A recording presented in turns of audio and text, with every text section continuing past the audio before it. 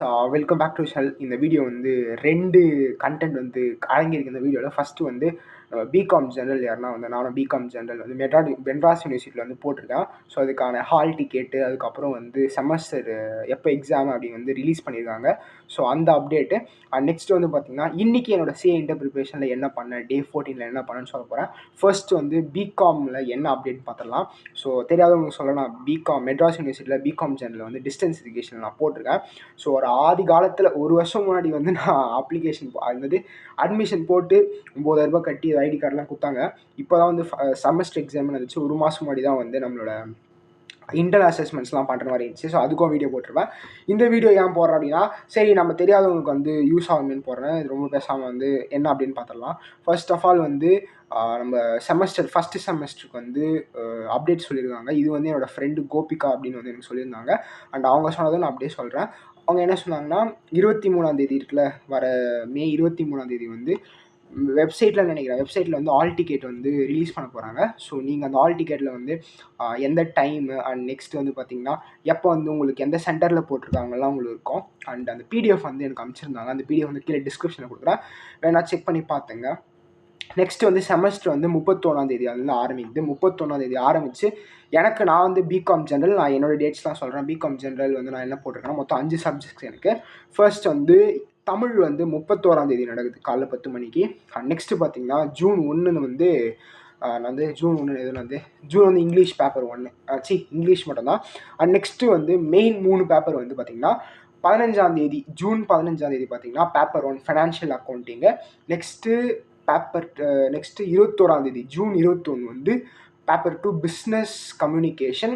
அதுக்கப்புறம் வந்து 22ஆம் தேதி ஜூன் பிஸ்னஸ் எக்கானமிக்ஸ். எனக்கு எந்த பேப்பர் வந்து ரொம்ப கஷ்டமோ அந்த பேப்பருக்கு வந்து ஒரு லீவே இல்லாமல் விட்டுருக்காங்க. சரி பார்த்துக்கலாம். ஸோ இதான் என்னோட அப்டேட்டு. அண்ட் இது ஏன் சொல்கிறேன்னா, ஏற்கனவே சொன்ன மாதிரி தெரியாதவங்க தெரிஞ்சுக்கோங்க. அப்படி உங்களுக்கு நான் அப்டேட்டுங்க நினச்சி வாய்க்கொள்ளுது.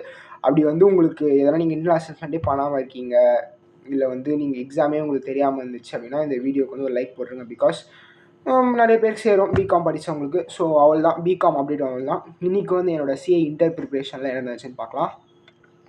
ஃபர்ஸ்ட் ஆஃப் ஆல் கைஸ், இன்றைக்கி day 14 of my SC inter preparation. காலைல வந்து 3 மணி தான் எதுக்கு மாறின்னு சொல்லிட்டு 3 மணி, 4:30 மணி, 5 மணி அப்படின்னு 3 டைம் வந்து நான் அலாரம் வச்சுருந்தேன். பட் நான் எதுவுமே எழுந்துக்கல. ஃபஸ்ட்டு 3 மணிக்கு அலாரம் வச்சிச்சு. நல்லா தோணி தான் வந்து தூங்குறேன் காலையில் எழுந்துக்கணும் அப்படின்னு. ஆனால் எழுந்துக்க முடியல. 3 மணிக்கு அலாரம் வச்சா எழுந்துக்க முடியல. 4:30 மணிக்கு அடிச்சு எழுந்துக்கல. 5 மணிக்கு எழுந்துக்கல. கடைசியாக 9 மணிக்கு எழுந்தேன். 9 மணி நேற்று என்னோடய வீடியோவில் நான் சொல்லிட்டு போனேன் தெரியல. இன்றைக்கி வந்து என்னுடைய என்ன கோல் அப்படின்னு பார்த்தீங்கன்னா, மொத்தம் 3 கோல். இது ஒரு எக்ஸ்ட்ரா கரிக்குலர் ஃபிசிக்கல் கோல். மீதி 2 வந்து ஃபர்ஸ்ட் ஆஃப் ஆல் பார்த்திங்கன்னா அட்வான்ஸ் அக்கௌண்டிங்கில் கேஷ் ஃப்ளோ ஸ்டேட்மெண்ட், அதை வந்து எல்லா இல்லுஸ்ட்ரேஷன் ப்ராக்டிகல்ஸாக முடிக்கணும் அப்படின்னு நினச்சிருந்தேன். நெக்ஸ்ட்டு பார்த்திங்கன்னா லாவில் வந்து ஃபெமா இல்லைனா வந்து நம்மளோட ரெஜிஸ்டர் ஆஃப் சார்ஜஸ் எதனா ஒன்று கம்ப்ளீட் பண்ண நினச்சிருந்தேன். 3வது பார்த்திங்கன்னா என்னோடய ஸ்லேட்டில் வந்து இன்றைக்கி மொத்தம் 200 புஷ்அப் எடுக்கணும் அப்படின்னு நினச்சிருந்தேன். இதான் வந்து என்னோடய ஸ்லேட் பார்த்திங்களா. இதில் வந்து 200 புஷ்அப்பில் மொத்தம் 80 புஷ்அப் எடுத்தேன். அப்படி 1 = 10. ஸோ ஒரு செட்டில் வந்து 10 புஷ்அப் எடுப்பேன். அது மாதிரி இதில் மொத்தம் ஒரு 80 புஷ்அப்ஸ் வந்து எடுத்துட்டேன். ஸோ ஃபஸ்ட்டு பார்த்திங்கன்னா கேஷ் ஃப்ளோ ஸ்டேட்மெண்ட் படி பார்க்கலாம். காலைல 9 மணிக்கு வந்து கேஷ் ஃப்ளோ ஸ்டேட்மெண்ட் படிக்க ஆரம்பித்தேன். 9 மணிலேருந்து 12 மணி வரைக்கும் இல்லுஸ்ட்ரேஷன் சம்ஸ் வந்து ஃபஸ்ட்டு அந்த இல்லுஸ்ட்ரேஷன் 1லேருந்து 5 வரைக்கும் பார்த்திங்கன்னா அதெல்லாம் வந்து குழந்தை சம்ஸு. அதெல்லாம் நான் பார்க்கல, நெக்ஸ்ட் பார்க்கணும். பட் நான் வந்து மெயினாக ஃபோக்கஸ் பண்ணது ஃபஸ்ட் எடுத்தோடனே பார்த்திங்கன்னா இல்லுஸ்ட்ரேஷன் 6 ரயன் லிமிடெட் அப்படின்னு. அண்டு என்னோடய பேரை வந்து ரயன் காஸ்லிங், சும்மா சொல்கிறேன். என்னோடய செல்ல பேர் வந்து ரயன் காஸ்லிங் அப்படின்னு வந்து என்னோடய நண்பர்கள்லாம் கூடுவாங்க. அண்ட் அதில் எனக்கு பிடிச்ச இல்லுஸ்ட்ரேஷனால் ரயன் லிமிடெட் கொஞ்சம் நல்ல முக்கியமான இல்லுஸ்ட்ரேஷன் 6 கேஷ் ஃப்ளோ ஸ்டேட்மெண்ட்டில் அதை வந்து கம்ப்ளீட் பண்ண ஆரம்பித்தேன். நிறைய சம்ஸ்லாம் இருக்கும், அக்யூமெண்ட் டெப்ரிசியேஷன்ஸ் இதெல்லாம் இருக்கும் அதில். ஸோ அதை வந்து பார்த்துட்டு கொஞ்சம் அதை போட்டு பார்த்தேன், என்னோடய நோட்டில் போட்டு பார்த்தேன். நெக்ஸ்ட் பார்த்திங்கன்னா ஸ்டேஷன் 6, 7, 8, 9, 10 இது 5மே வந்து ப்ராக்டிக்கலாக ஃபிசிக்கலாக பின் எடுத்து வந்து நோட்டில் போட்டேன். அதுக்கப்புறம் எல்லாமே போட்டு தான் நினச்சேன். பட் முடியல கைஸ். ரொம்ப நேரம் கேஷ் ஃப்ளோ ஸ்டேட்மெண்ட் ஈஸியாக இருக்குது, கொஞ்சம் ஈஸியாக இருக்குன்னு சொல்ல மாட்டேன், கொஞ்சம் போடலாம் அப்படின்னு வந்து ஒரே தம் கட்டி போடலாம் நினச்சா முடியல. அதுக்கப்புறம் வந்து கொஞ்சம் ரெஸ்ட் எடுத்தேன். அதுக்கப்புறம் சாப்பிட்டு அதுக்கப்புறம் பார்த்திங்கன்னா ரிஜிஸ்டர் ஆஃப் சார்ஜஸ் வந்து நான் ரிஜிஸ்டர் ஆஃப் சார்ஜஸ் வந்து எதுலேருந்து படித்தான், புக்லேருந்து படிக்கலாம்னு நினச்சேன். பட் புக்லேருந்து தந்து பார்த்தா ஒன்றுமே தெரில. ஸோ ஃபஸ்ட்டு வந்து லெக்சர்ஸ்லாம் பார்த்தேன். நம்மளோட சுபம் சிங்கல் சார் இருப்பார்ல, இப்போ தான் வந்து ராமஷா ஷோ கூட கேமியோலாம் கொடுத்தாரு, ரோலக்ஸ் மாதிரி. ரோலக்ஸ்லாம் இல்லை, அவ்வளோலாம் இல்லை, அந்த சுபம் சிங்கல் சாரோட ஒரு பிடிஎஃப் இருக்கும், லா புக் ரிவிஷன் புக் அப்படின்னு. அதை வச்சு அண்ட் அவர் ஹிந்தியில் ஒரு இது போட்டிருப்பார், லெக்சர் மாதிரி, ரிவிஷன் லெக்சர் மாதிரி. அந்த ரிவிஷன் லெக்சரே நல்லா தான் இருக்கும். ஸோ ஃபஸ்ட்டு அது எடுத்தோடனே பார்க்கல, ஃபஸ்ட்டு கௌஷிக் முகேஷ் வீடியோ தான் பார்த்தேன். கௌஷிக் முகேஷ் சார் வீடியோ வந்து நல்லாவே சொல்லியிருந்தார்.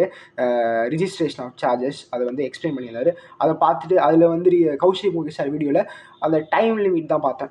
எக்ஸ்டென்ஷன் ஆஃப் அந்த 2 இருக்கும்ல, பிஃபோர் நவம்பர் 2018, ஆஃப்டர் நவம்பர் 2, 2018 இருக்கும்ல, அது வந்து கொஞ்சம் இம்பார்ட்டன்ட் சொன்னார். அதை பார்த்தேன். நெக்ஸ்ட்டு வந்து பார்த்திங்கன்னா சுபம் சிங்கல் சார் அந்த வீடியோ பார்த்துட்டு கொஞ்சமாக படிச்சுட்டு இருக்கேன் சார்ஜஸ்ஸு. ஸோ நான் ஃபெமாக தான் படிக்கணும்னு நினச்சேன், பட் சார்ஜஸ் படிக்க வேண்டிய நிலைமையாக இன்றைக்கி போயிடுச்சு. ஸோ சார்ஜஸ் வந்து அவ்வளோ கம்ப்ளீட் பண்ணிட்டேன்.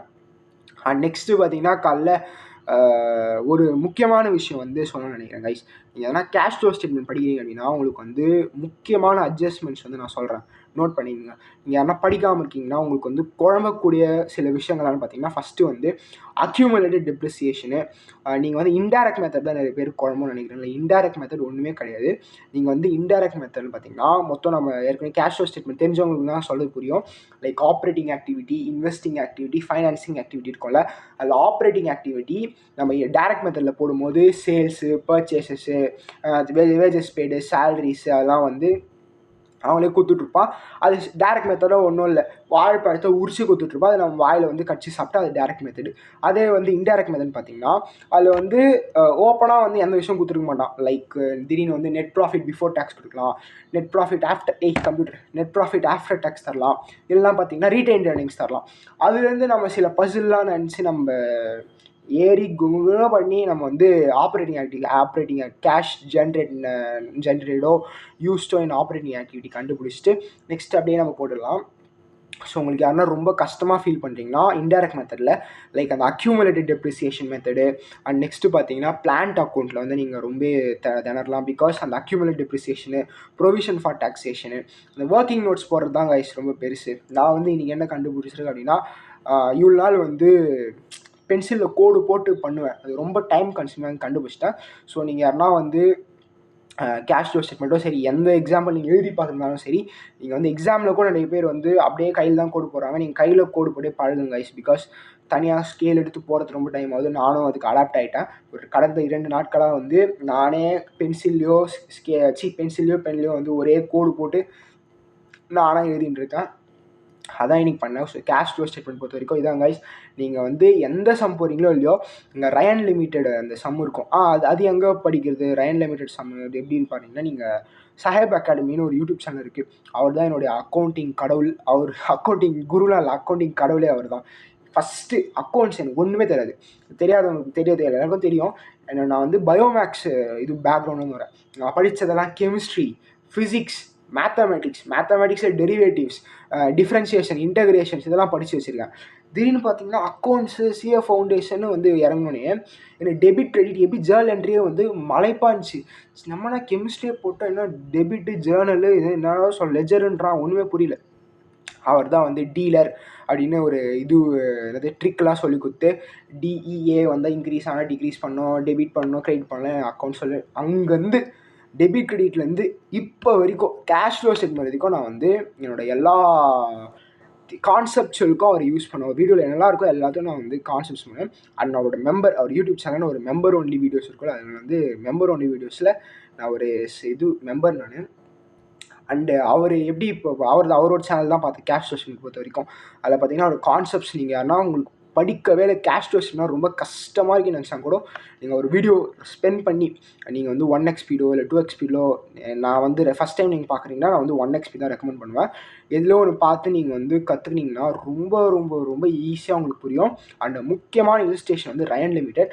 நீங்கள் அது வந்து கான்செப்ட்ஸ்லாம் தெரிஞ்சிச்சு, அந்த லெட்ஜர்லாம் ஏன் போடுறாங்க, ஏன் அசட் டிஸ்போசல் அக்கௌண்ட் வருது, ஏன் வந்து டேக்ஸ் ப்ரொவிஷன்லாம் எப்படி பே பண்ணுறாங்க, அதெல்லாம் நீங்கள் கற்றுக்கிங்கன்னா ஃபஸ்ட்டு கான்செப்ட்ஸ் வீடியோ முக்கியம். நெக்ஸ்ட்டு வந்து நீங்கள் இல்லுஸ்ட்ரேஷன் 6 இன்டைரக்ட் மெத்தட் தான் வந்து எல்லாருமே வந்து ரொம்ப டஃப்பாக ஃபீல் பண்ணுவாங்க. அந்த வீடியோ நீங்கள் பார்த்துட்டீங்க அப்படின்னா நீங்கள் அதை புரிஞ்சிடுச்சுன்னா நீங்கள் மற்ற சம்லாம் ஈஸியாக போட்டுடலாம். அந்த வீடியோ உங்களுக்கு புரியலன்னா, ஃபர்ஸ்ட் ஆஃப் ஆல் நானும் ஃப்ராங்காக சொல்கிறேன், எனக்கு ஒன்றுமே புரியல, ஒரு இழவும் புரியல எனக்கு. அந்த ஃபஸ்ட் வீடியோ பார்க்கும்போது ஃபஸ்ட்டு 3 தடவை ஒன்றுமே புரியல. ஃபஸ்ட்டு 3 தடவை அந்த ரயன் லிமிட்டட் வீடியோ பார்க்கும்போது சுத்தமாக புரியல. நான் வந்து புரியலனாலும் பரவாயில்ல, உக்காந்து பார்க்கணும். அதுதான் வந்து டிசிப்ளினோ மோட்டிவேஷனோ டோலோஸ்கோ ஏதோ ஒரு பேர் வச்சுங்க. புரியலனாலும் உக்காந்து பார்க்கணும். நம்மள மாதிரி ஒரு மனுஷன் தான் அங்கே அவனுக்கும் புரிஞ்சிருக்கான். நம்ம வந்து ஃபஸ்ட் டைம் நம்ம பண்ணுறோன்னா பயப்படலாம், ஐயோ அப்படின்னு திணறலாம். நம்ம முன்னாடியே ஒருத்தன் பண்ணியிருக்கான், அவன் எப்படியோ ஒன்று பண்ணியிருக்கான், எவனோ புரிஞ்சிருக்கான், நம்மளும் மனுஷன் தானே, எப்படியா நம்மளும் புரிஞ்சிக்கலாமே அப்படின்னு நீங்கள் பார்த்தீங்கன்னா எல்லாமே ஈஸியாக இருக்கும். அண்டு நான் வந்து என்னோடய பர்சனல் லைஃப்பில் எனக்கு எதனா புரியல, இந்த அகாடமிக்ஸ் புரியல, நான் என்ன நினைப்பேன்னா, மனுஷங்களை புரிஞ்சுக்கிறத விட இந்த புக்கில் எவனோ எழுதுனது, எவனோ இது மாதிரி இந்த மாதிரி சம்ஸ்லாம் புரிஞ்சுக்கிறது ரொம்ப ஈஸி. மொத்தம் மனசில் எனக்கு என்ன தெரிஞ்சுக்கிறது, அவனை எப்படி வந்து சாட்டிஸ்ஃபை பண்ணுறது, அவனை எப்படி பேசுறது, அவன்கிட்ட எப்படி நடிக்காமல் இருக்கிறது, அவனை எப்படி கோவப்படுறதுன்னு புரிஞ்சுக்கிறதா ரொம்ப கஷ்டம். இந்த மாதிரி புக்கில் இருக்கிறதெல்லாம் வந்து புரிஞ்சுக்கிறது என்னை பொறுத்த வரைக்கும் ரொம்ப ஈஸி. உங்களுக்கும் ஈஸியாக இருக்கணும்னு நான் நம்புகிறேன். So that's about the video. இந்த வீடியோ வந்து 11/11 முடிக்கலாம் அப்படின்ட்டு இருக்கான். 2 வீடியோ 11/11 போட்டோம், பட் எந்த வீடியோமே வியூஸ் போல. இந்த வீடியோவாச்சும் ஒரு 1K போதான்னு பார்க்கலாம். ஸோ கரெக்டாக வந்து 11/11 வந்து நான் முடிச்சிடுறேன் வீடியோவை. ஸோ இப்போ வரைக்கும் நீங்கள் வீடியோ பார்க்குறீங்கன்னா கீழே கமெண்ட் செக்ஷனில் 18 அப்படின்னு சொல்லுங்கள். என் மனசு வந்து குளிரும். ஸோ ஃபஸ்ட்டு கரெக்டாக 11 வந்து ஆஃப் பண்ணிடலாம். பை.